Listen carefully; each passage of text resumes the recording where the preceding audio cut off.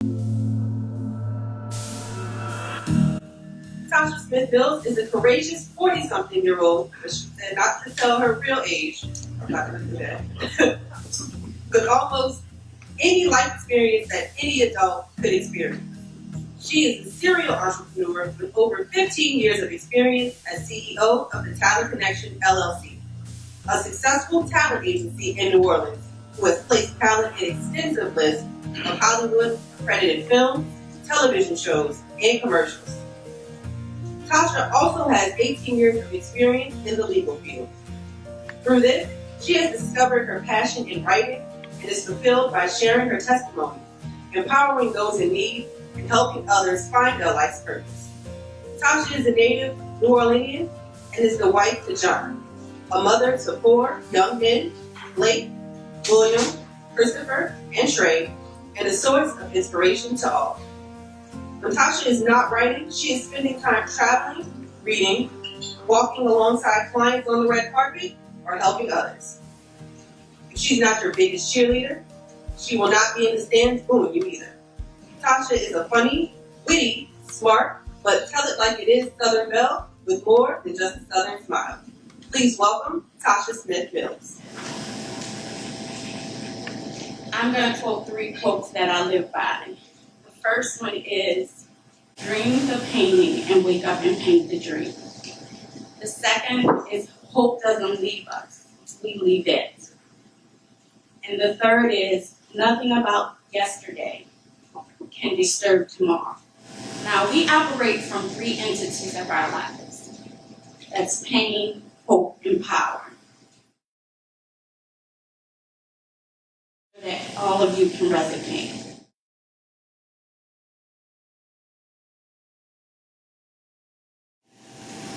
While so many of you were celebrating a life experience or a momentum or a child first day of school, I was sitting in a courtroom with my 82-year-old grandmother by my side, watching my son, who was an actor, a writer, a musical genius, who had just finished shooting a commercial with Michael Jordan and doing off-Broadway plays in New York, sentenced to 40 years in prison at 18 years old for aggravated robbery. Hurricane Irma didn't have anything on the way that my heart was feeling on that day.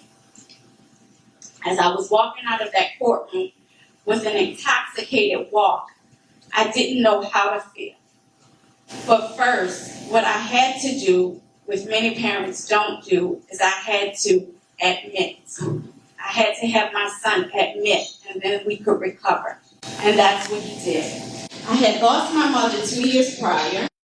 My businesses were suffering personally because I was hiding behind a veil of lies. I thought I was a perfect parent. I thought I was doing everything that a mother could do. My son was in dancing school. He was playing basketball and football. He had done it all. But it was so many things that I didn't face. And while I was out trying to make so many things happen, maybe I was overlooking some things that was happening. And that was my ugly truth. My life mimicked the author on Girl Trip. The girl who had it all. The author, but inside she was on life support. She was dying. And so many of us live that way. We think that we have it all. And really, we don't. What I didn't realize then when I was going through all that was God was giving me a purpose. And when we're going through so much pain in our lives, we don't see that purpose, but God is working behind the scenes. And as I was driving home from Texas with my grandmother, who's here, she's 90 years old, I stopped so many times because every time I would see something on the news, I would always say, where were the parents? Those parents were awful. I stopped on the side and I cried. I apologized, not only to myself, but to God. Because here I was on the other side of things. And when you're on the other side of something, it's so hard to live that. I was grieving for every child who was living in a dark place, who was living their father's generational curses. I was crying for every grandmother who had to sit there and go through what my grandmother was going through, and that was listening to me. I cried and I cried. After I dropped my grandmother home, all I could remember was going home, getting in my bed, and I wallowed in guilt and despair for days. I didn't eat. I didn't shower. I took every pill and muscle relaxer in my cabinet just to get rid of the pain. I was wondering, what was my son actually feeling? What was he going through? Because at 18 years old, you don't know. In the court system, they don't look at generational backgrounds or history or what those kids are going through. All they know is lock me up, lock me up, lock me up. And we need some rehabilitation, and that's something that we didn't have. But during that heartbreak, I allowed myself to feel. I allowed God to let me feel. I went to the doctor, and he said to me, if you don't get it together, you'll be dead in a matter of weeks. I didn't need sympathy, so I didn't answer my phone. What I needed was empathy. And I needed people to be empathetic with me, to say, girl, I'm right here with you. I understand. But I didn't have anyone in my corner because nobody did understand. My circle was filled with professional women who all would look down if they knew my ugly and dark secret. I knew I had to be there for my son and to love him unconditionally, but I didn't realize at this time how hard this journey would be. So I started writing. Writing is very, very cathartic to me. It led me to my recovery. I knew by writing I would unlock my hurt, my pain, my failures, my imperfect parenting, and the curses afflicted upon my own life. I needed to be right there, right now, right where I was standing, right with God. Even though I knew my depression was bad, what I did not know was that I was in a class and that one day I would have to teach that class. And that was God's plan for me. I disconnected from that pain, and now I tapped into my power. I went from being a mental patient to being the doctor with no official degree. God gave me his own undergrad degree in life challenges, a master's of hope, and certified me as a hope specialist. I wasn't just called, I was chosen.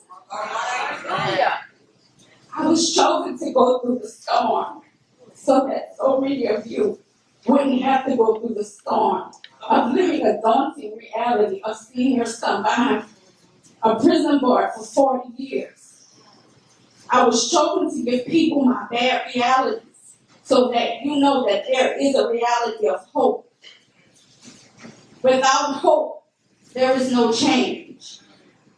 We have to want what tomorrow will give, not the pain that we see today.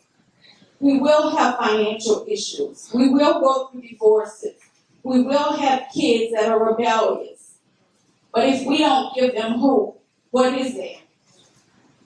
When I wrote my inspirational book, my memoir, Mama, I Should Have Listened, A Voice of Pain and Power, and started my foundation, Parents with Voices, I came from a place of pain, power, and hope. And my son co-authored this book with me. And this is a book that every teenager should read. He never not said, Mom, I didn't do it. He said I was in a very dark place and I need help. So now, today, I empathize with each and every parent. I lay the ugly truths out. And when I'm talking to my kids, the first thing I ask them are, who are you? How can I help you? And now I remember that hope is all that we have. I have to come where people are. We all do. I had to operate from a different capacity. that I was never subjected to. And now I'm on a journey, a 40-year journey, to help my son, but also to help so many of you find hope in your purpose. Thank you so much. God will break you to position you, break you to promote you, and break you to put you in your right place. But when he breaks you, he doesn't hurt you. When he breaks you, he doesn't destroy you. He does it with grace.